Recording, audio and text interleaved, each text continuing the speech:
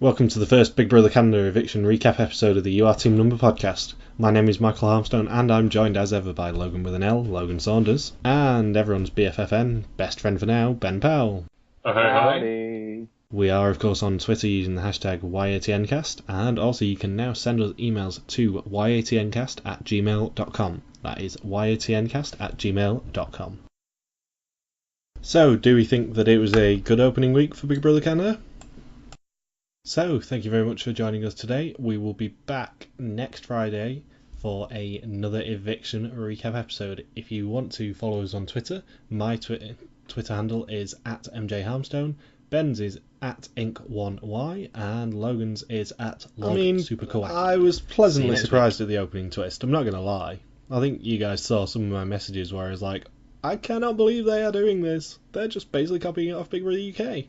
Like, one of the things that they do in Big Brother in the UK and Australia, besides the public voting thing, is sometimes Big Brother goes evil. And Big Brother was particularly evil in the first two episodes. Like, making them sleep on the floor and subjecting everyone to slop from the first minute of the game is particularly cruel. Especially for a Canadian TV show. To be fair, Big Brother probably did go over the loudspeakers and go, I know this is terrible, guys. I'm so sorry. I'm so sorry we're making you sleep on the floor, and I'm so sorry about the slop. Please forgive me. See, if this is Big Brother US, that Zach would get like his own bedroom or something. Grandma's pet. Yes, 15 of you are sleeping on the floor. Zach, you're going into the bedroom, baby. My bedroom. the Groner suite. And this is why we are inappropriate. So, did we particularly like the fact that they made everyone nominate? Very Big Brother 2000-ish. I didn't mind it, considering all of them were planning on throwing the first HOH competition except for Sarah. Yeah, I think it was probably sort of because of the fact that everyone seemed to be throwing the first HOH competition that they did this, rather than anything else. I think they looked at the cast and went, well, no one's going to try and win. It'll be such an anticlimactic first week. Why don't we just make them all nominate? That'll be fun. Especially when they're looking for twists that the US version hasn't done properly. Having said that, we're going to get a carbon copy of a American twist from the past couple of years fairly soon, aren't we, with the returning evictee? So yay! Can't do everything. Doesn't that pretty much happen every season, though? In the US one, yeah, it does now. It has done the past couple of years. It happened in the Big Brother UK one as well. Yeah, the Big Brother UK one's always hilarious, though, because it tends to be a public vote. And Big Brother Canada's already brought somebody back in the first season there, so it's more of a surprise if they didn't do that as opposed to them doing it as they are now. Yeah. Which sucks. And thanks to KFC for that. If it wasn't for KFC, nobody would have been brought back. Yeah, Hashtag Twistos. If I'm not mistaken, KFC are responsible for the live feeds, not voting. Would you be mistaken? I'm not sure. I don't follow Canadian sponsorship politics. What's that about? Kentucky Fried Chicken. Oh wait, that's a different accent. I was trying to like What on earth was that accent? Kentucky Fried Chicken. Was that a Scottish accent? That was like South African. That almost sounds like a hybrid of Scottish, Irish, and you having a medical problem. A Scottish Kentuckian trying to talk about KFC. I was trying to say Kentucky Fried Chicken in a Canadian accent, and then I realized I had no idea what a Canadian accent really sounded like, and then so I just extrapolated. What's the one Canadian thing I know? About equals a boot. Kentucky Fried Chicken. Were you trying to do that with lockjaw?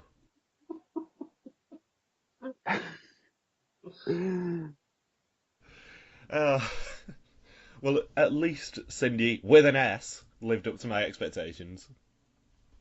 Nah, she didn't. She exceeded your expectations. With 7 nominations, though. And she wasn't the first boot. She wasn't, but only because, Kevin may or may not have screwed up that veto royally. He screwed up everything royally, though, didn't he? There we are, got him onto Kevin finally. Yeah, I mean, It's not an unpopular opinion, though. no, I mean, he's not as unpopular as Will from Survivor at the moment, I don't think, but he's up there. He's not as unpopular as Peter, but are these new to you? Are they new to you, Michael? Because I've a few more groundbreaking things. Like the first five weren't popular. Yeah, what are your feelings on Peter, just out of interest? I believe we covered that on the last podcast, if I am not mistaken. Quite a lot. Well, what do we think of Cindy with an S's domination, for want of a better word? Well, apparently a spy movie somehow helped in the Big Brother house. She was looking for the tumblers, and that didn't even have anything to do with social media, and she pulls out the veto win. To be fair, when she won, she did call the entire house shitlords. Yes, very necessary. How did we like the usage of the vault as well? It was a bit over the top, especially when we get to talking about the eviction, but I guess they must have had a pretty big budget because they put in way too many over the top functions for the vault that probably could have been simplified, particularly with the eviction process when Risha and Peely or Pilar or whatever she's going by, when Arissa Cox was essentially playing a game of hot and cold, was trying to get them to their safety deposit boxes to retrieve the envelope, and then they open the envelope quicker than the actual music playing in the background. Yeah, I mean, they couldn't, because they were keeping the same layout of the house, they couldn't really hide the war room again, so they had to repurpose it. Right. Because they were obviously told by Global, you're not changing the layout of the house. We like it how it is. Didn't it take like 6 seasons for the Big Brother US house to build that balcony or that second floor into the house? It was always one floor all seasons prior to that. Yeah, but they didn't have it in season 5, but I definitely had it in season 6 because the most prominent scene of season 6 was Janelle yelling "ha ha ha" up the staircase. Yes. You date older man. And now, over a decade later, we have Risha, who dates younger men. The Risha, the other member of Wu-Tang Clan that didn't quite make it in. Did we like the fact that Canada got the ultimate say? Definitely gets people hooked into the online service there with trying to gain as much influence as possible. Otherwise, they probably would have been ignoring the website for the first several weeks. Yeah, I mean, I was pretty disappointed that the live feeds weren't up, because I kind of wanted to look at them after Wednesday's episode, but I got to vote instead. I didn't care that much. Mm. It's disappointing that we didn't really didn't actually get to watch the live feeds until the eviction, because right now Richard has to be the most under-edited first boot ever. Yeah, I mean that's in terms of the amount of content we can get from her, it's all limited to the show. Whereas with Kat and Anik and all the other first boots from all the other Big Brother shows, you at least get a week's worth of content, all the live feeds. Kat and Anik both got the live feeds, but Risha didn't have that, so all she got was her edit on the show. It's pretty unfortunate. I think Kat didn't even get live feeds, or she did get live feeds. Yeah, she did, as Ben said. I mean, I think probably the reason that Spoilers Risha went over Pilar was probably because we didn't see any of Pilar in the first episode. Potential was key.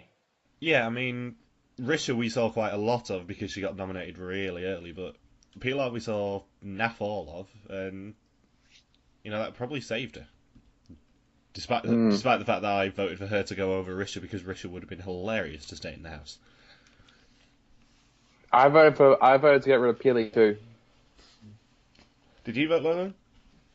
I was split, but I went the potential route and voted to evict Risha, sadly. Ooh. But now I think I might be regretting that decision. Yeah, I mean, I think Risha could have caused a lot more trouble. Potentially. because she seemed like the sort when, there was actually someone in power rather than everyone in power, as she thought. Well, she was so antisocial with the rest of the group, and she was already threatening to yell at everybody, as opposed to Peely, who seemed totally complacent with their position. Yeah, I mean, it would have been a lot funnier, I think, if Risha would have stayed. But I'm kind of not devastated. Obviously, if it's a public vote for someone to come back, she has absolutely no chance, given that she got evicted by the public, but... You never know, though. Like, sometimes public, immediately rectifies their mistakes. In Big Brother 4 in the UK, that was a season where someone got to get voted back in, and the person who got the week that ended, someone got voted back in, the person who was evicted that week came second on the vote. I mean, it all depends on whether the next 4 boots are horrible people. Because if they're horrible people, she's got a chance, at least. So Kevin, Jordan, and Johnny have to be the next 3 eliminations for that to happen? I would quite like to see Johnny go very soon, because I think he'd probably be quite heartbroken. I like to see them all go.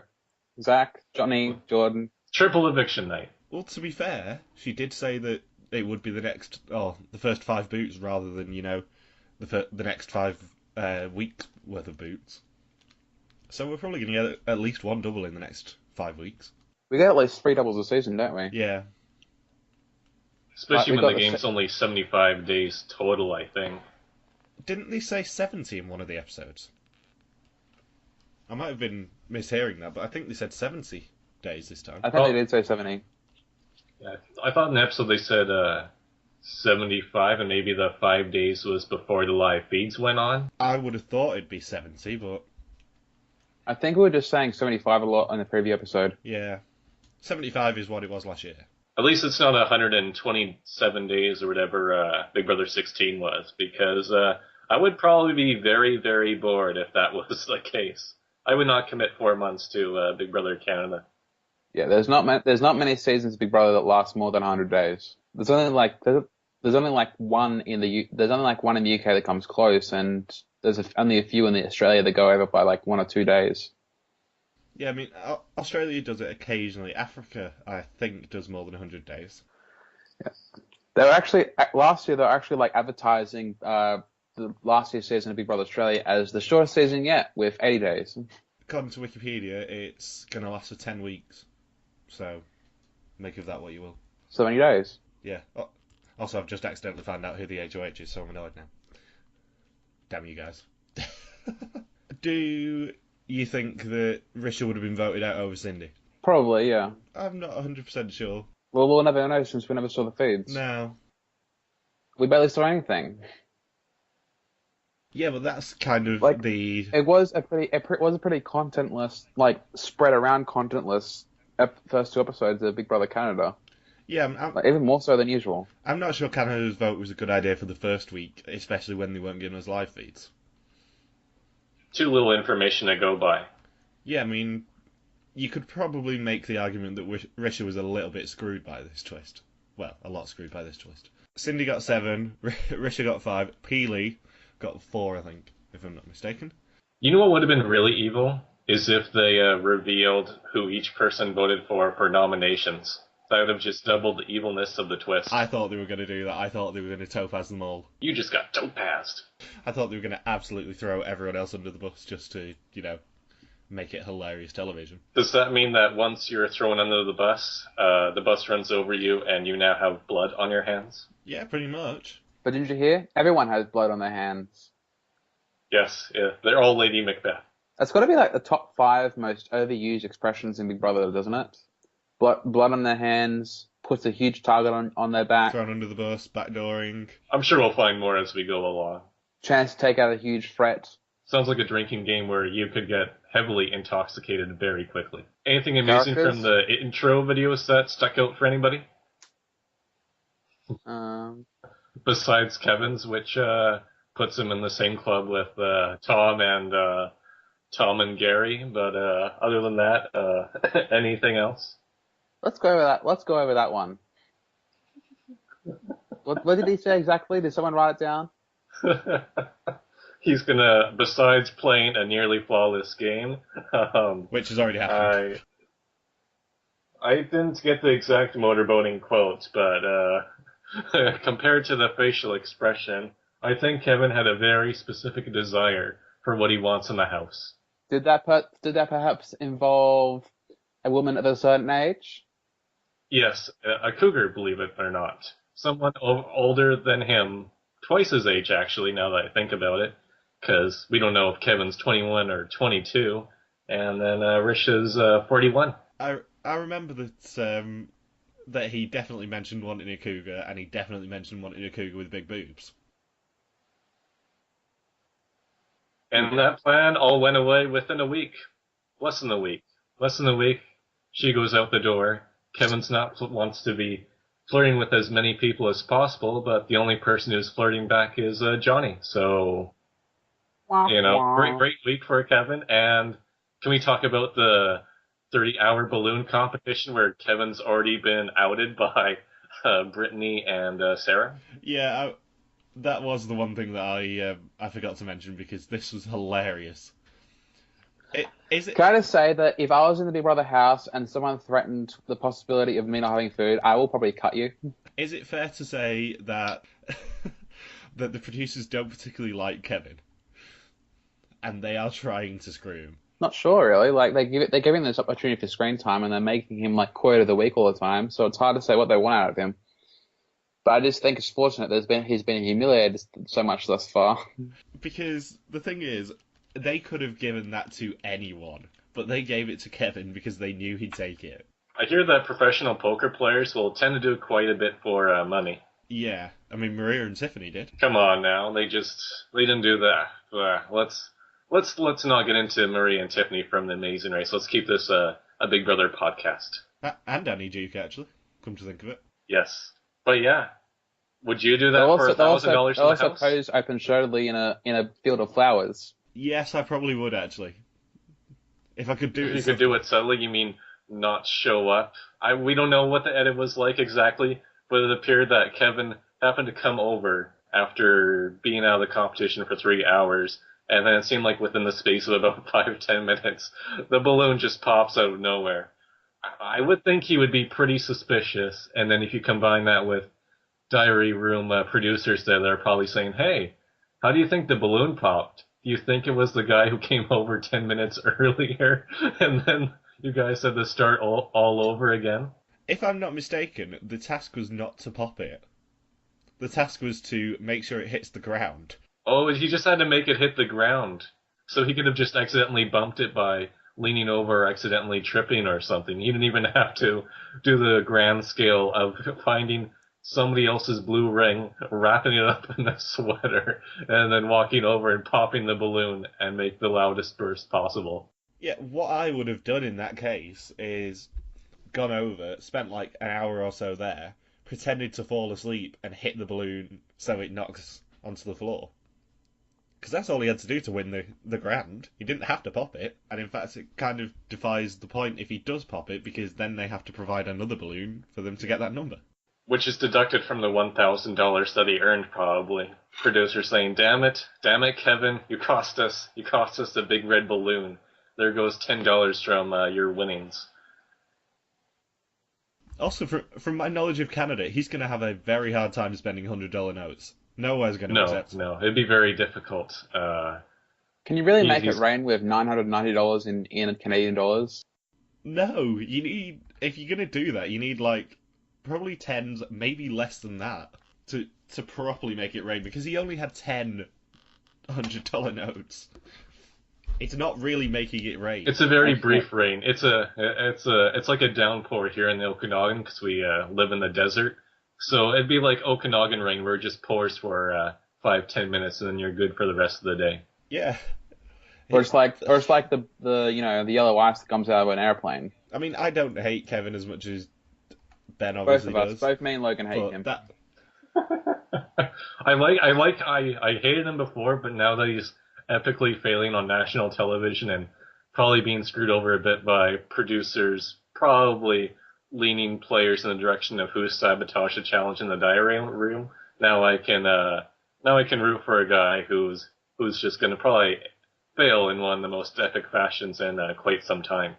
Who else do you think would have taken the bribe to sabotage? Johnny obviously would, because Johnny has no shame, but...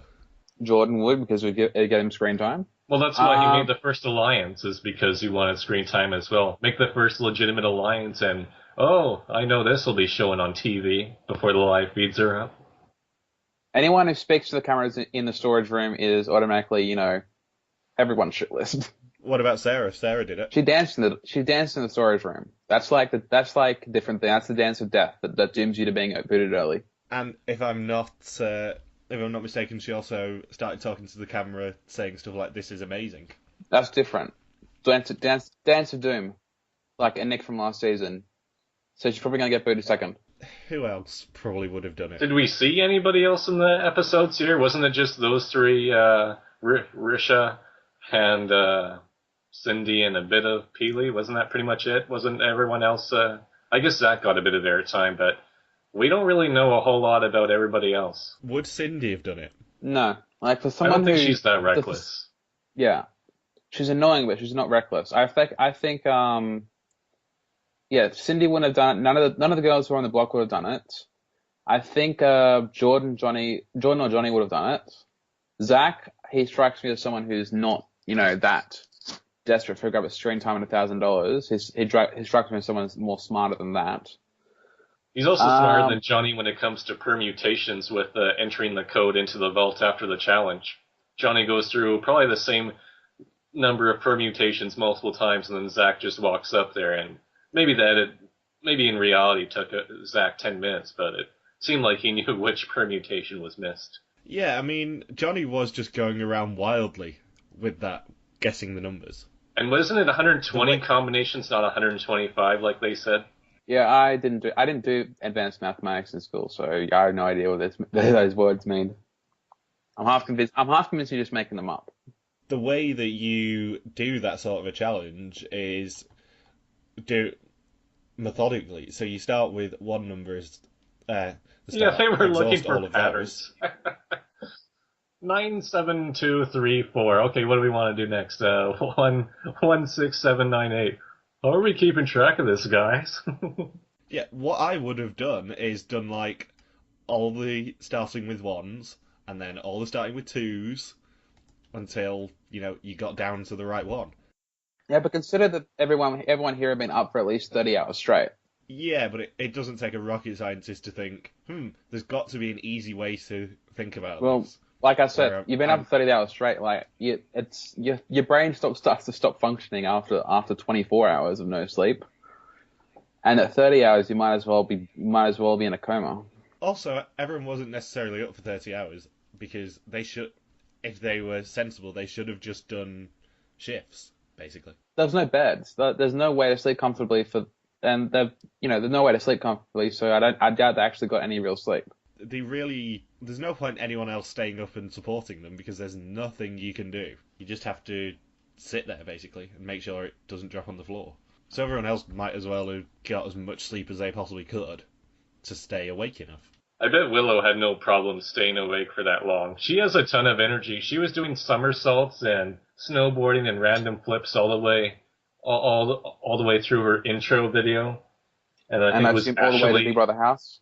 Yes, and then Ashley doing a backwards Tala dedication, which is probably the most obscure dedication you could probably do in Big Brother Canada. Are you sure it's obscure though? Because she's really popular. She's kind of really popular. Like she was one of the cast guys that got invited into the house for season 2. So she's not like an obscure figure in Big Brother history. I was thinking more of just that moment specifically with Tala. Is that what she's really known for? Is walking backwards downstairs? Well, the Big Brother stairs on her entrance into the house it's a pretty memorable entrance. It sort of encapsulates Tala perfectly. I like how energetic Willow was even after zero amounts of sleep. I don't think she's going to be a sort of major game player, but she's going to be entertaining enough as long as she lasts. You'd be surprised what Canada brings up as game players. Like, did anyone really suspect Netta will be the mastermind of season 2? She was very hidden away for the first third of the season. And Heather as well. Did anyone think she'd last as long as she did? Nope. Who do we think is likely to get Iced? Because it's going to happen at some point soon.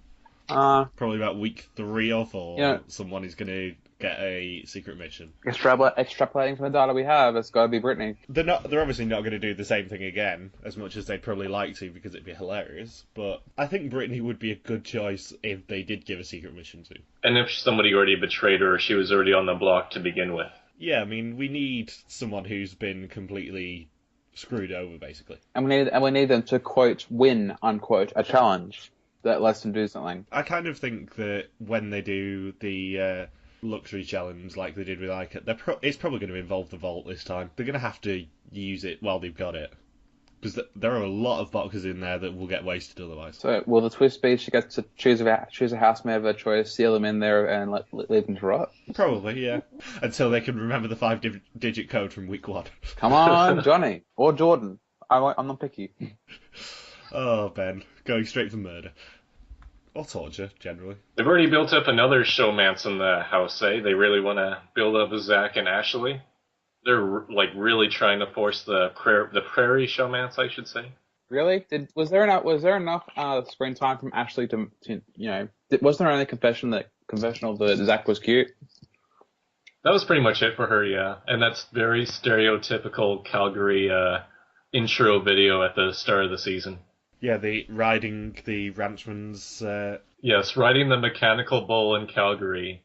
And, it was... I'm thinking, I think that was a task in Amazing Race Australia. It was. I was just about to mention that, Ben. When Amazing Race Australia 2 goes to Calgary, they do indeed go to Ranchman's, and that is...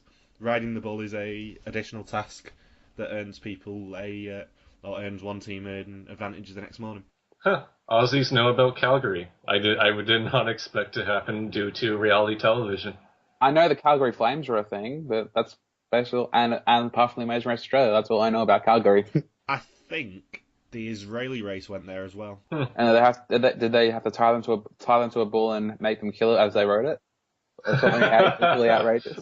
Ride a real bull. Oh, just reading about the Israeli race is making me love it even more this year. Mm. The final leg airs tomorrow, and there's been some ridiculous tests recently. Our next podcast spin-off. Once we learn Hebrew. Yes.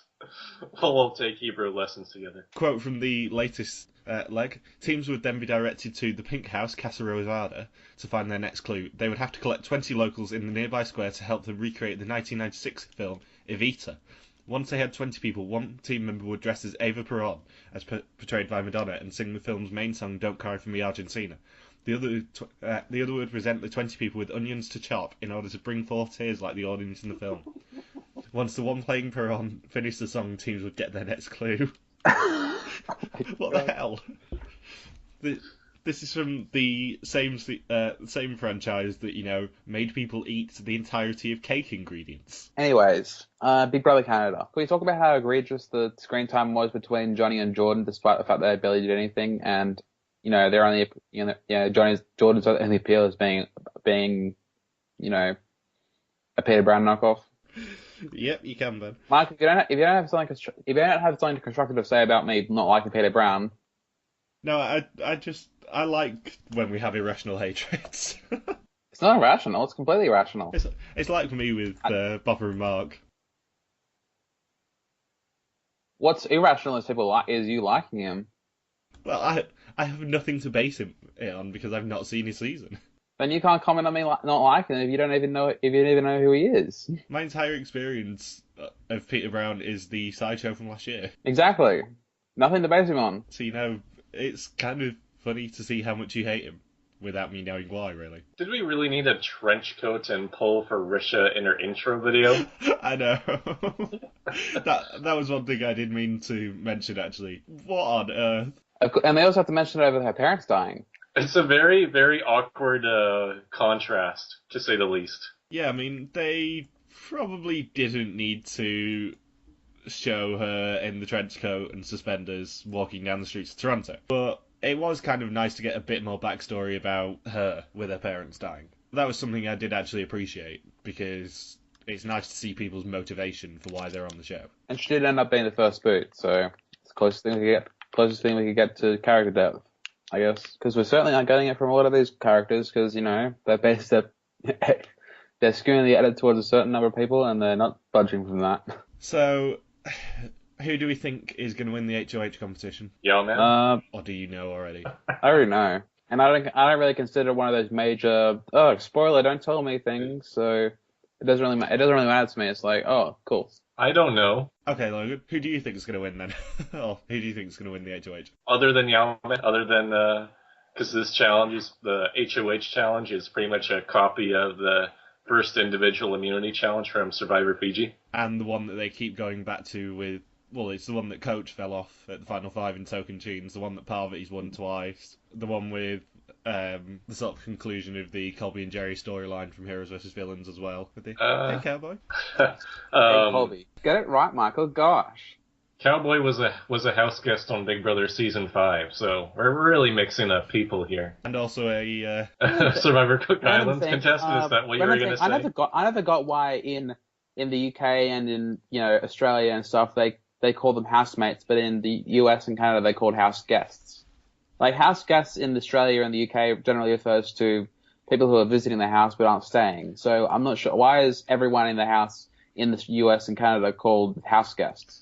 I think because they're not staying. Yeah, I think it's because they're not staying. If they were a house guest, then there's no requirement for them to stay. If they're a housemate, then they're sharing the house technically. So why all the ones in Big Brother in US and Canada are called house guests? Probably to differentiate it, because the Americans, they like being different, for want of a better term. But Canada's just copying the US's lead. Yep, America Junior. Yeah, it's probably just a requirement of Robin Cass coming over. Yeah, so you have to call them house guests. It's very strange. Must be a cultural thing. I mean, we don't have any Americans on here, so we'll never know it is a cultural thing.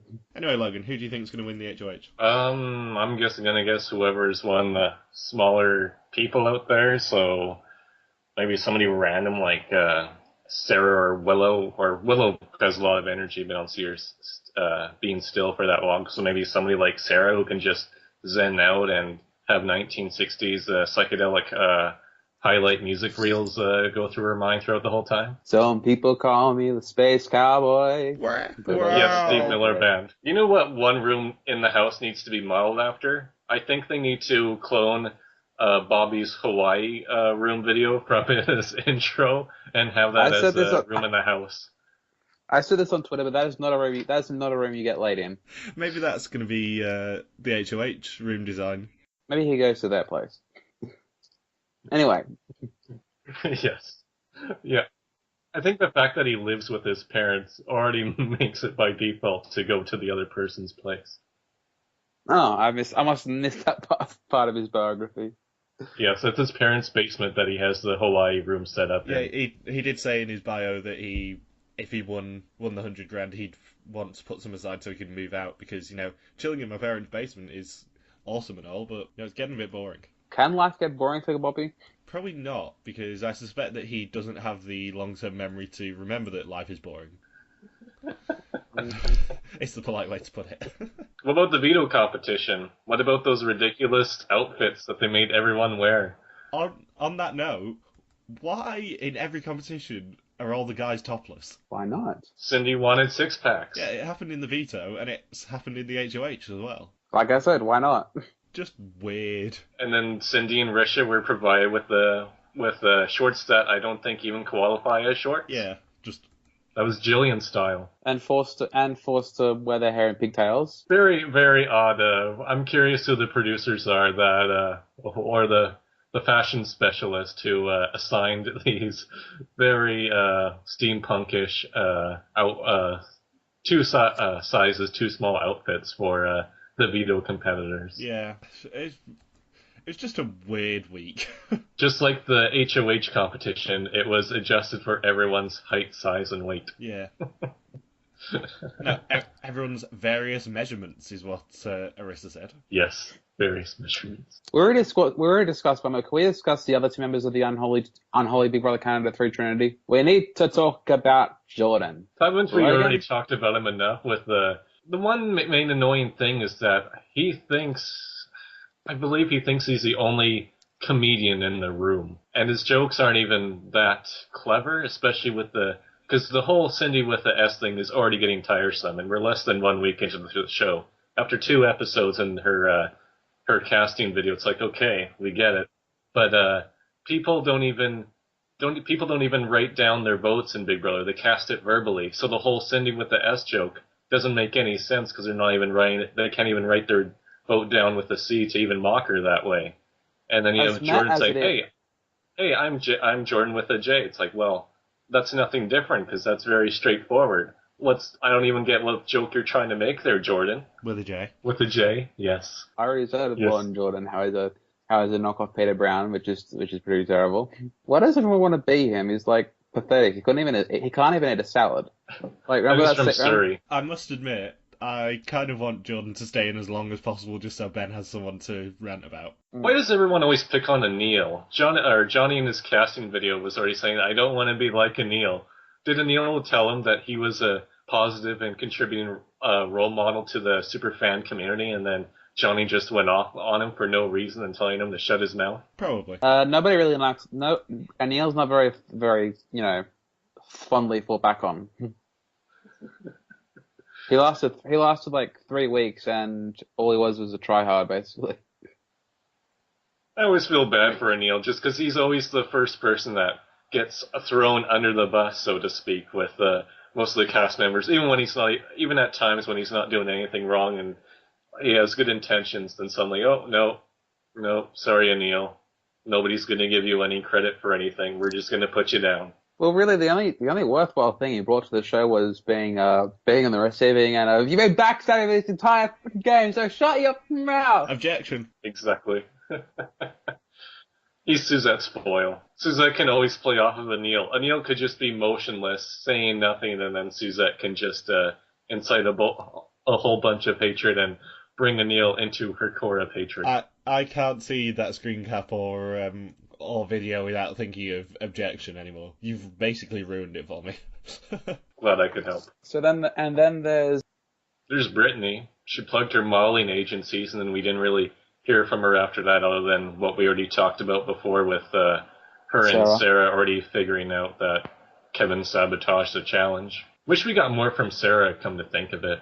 She probably had some great quotes that we didn't get to see because live feeds didn't come up till Wednesday. I suspect that Sarah is going to be a sort of Neda-style grower. I think that her edit is going to increase every week, probably. you can't really tell when it's a show being filmed live. Like the thing about Big Brother is you can never predict the trajectory a contestant story is going to take. Like remember last year in Big Brother UK, Pauline. Oh yeah, textbook edit or textbook 180 edit. There's also a Bruno and a Greg in this season, believe it or not. Really? Yeah, because Bruno didn't compete in the veto competition, I still don't know on my 50-50 bet of whether or not he has nipple piercings. I hope at the very least that there is a car-based veto competition for Greg. Oh no! Hey, it's no less cruel than the Weaver family in the Amazing Race Family Edition being forced into like every car track in existence along the east coast of America. How dare you pick on Greg, who is the greatest minor league ginger to ever be in professional sports? I like him fair enough. He's like, if anyone's going to bring if anyone's going to bring the term ginger ninja back to normal lexicon, it's, might as well be someone from Canada, I guess. I don't know where I was going with that. Yeah, I was going to say, if anyone's going to do it, it's obviously going to be John Montgomery. Given that Greg actually is quite a lookalike for Monty, it wouldn't be a surprise. I guess not. This would be a surprise. Boo! That's a surprise. Eek. Apparently I heard from Greg's family because I made fun of Greg on Twitter for the little hand thing he did where he has his 2 fingers in a scissor pose and puts it over the one eye. I thought he was just he was like somebody struggling with doing the Uma Thurman dance from Pulp Fiction, but it turns out it's Low Vista. And I tried to Google it, and nothing came up. It's like Coach's form of martial arts that he learns that you can't even Google. Chong yeah, Ran. that thing. I can't believe I can think of that off the top of my head. But yes, it's Chong Ran. On the subject of your 50-50 bet on whether Bruno has nipple piercings, you'll probably be able to find out on the next episode because, the HOH competition, you'll probably be able to see him at least once, I suspect. Okay. One of the greatest concerns of our generation will have an answer. Yes, does Bruno have nipple piercings? You know who was really under-edited besides Bruno? Bruno's nipple. What question of Bruno's nipple piercings and his flirty game style that he intends to do? Godfrey. We pretty much heard nothing from him. Yeah, especially given that he is such a super fan and, as he said, is the one who's seen it every single international season, basically. He's a professor, not a student. Yeah, exactly. You never know, we might see more of him this week. Like I said, it's the first week, and all the airtime went to the unholy trinity. So I cannot wait until Godfrey reveals that he's not a university student, but rather a high school dropout who became a male stripper. I just cannot wait to see how house guests react to him dropping that bomb on them. I hope that he lasts long enough to be able to do the prank with the ring. Oh yes, very much so. Probably planted in whose bag should he be playing it in? Zach's. Yes. who do we think's going to get eliminated next? Hopefully not Pilar's Giggle. Pilar's Giggle needs to stick around for an episode. Peely, sorry. I'm never going to know Peely. which one's the right way to say it. Peely's Giggle. Which sounds like some sort of kids' fast food or Chuck E. Cheese type chain. But yes. A Playhouse spinoff. Peely's Giggle. I think depending on who wins HOH, which I'm still not going to spoil for Logan, it might be a bit of a bigger threat this week, I suspect. In normal Big Brother US/Canada, do they still do that thing where they just nominate the two weakest women and then just say, okay, whatever? I mean, I didn't watch that much of last season of the American one because it was terrible, but probably. Yeah, they did it in 16, they did it in 15 until Alyssa brought it into that spectacularly. I think they did it in 14. They did it in 13, I think, as well. Well, they tried as much as they could. But they do it a lot. So Yeah, I mean, I'm not sure it's a very Canadian thing to do that. yeah, they normally try to divide in Canada, like between Suzette and you two guys and Paul and trying to get rid of Andrew. They try to divide at every opportunity, but since it's going in a certain direction in the US one, it might take the same direction in the Canadian one. So hopefully not, but that's where it might be headed. I mean, it probably all depends on who the HOH is and who they surround themselves with. Because this is going to be our first week where there's probably going to be an alliance in charge, or an alliance formed, a proper alliance. If all the big targets get together and one of them wins the HOH, then, it's probably going to be a fairly underwhelming week in terms of who goes. Otherwise, from the little we know from this week, a bigger target is probably going to go, especially given Jordan's... I know you're going to eye roll at me for this, but Jordan's bit in the diary room when Cindy put up Pilar, saying, "Why don't you put up a bigger target, moron?" Well, one of the things I'm interested in seeing is during the Power Veto competition, Kevin was all about this boys' club mentality of keeping the guys safe, keeping everything even.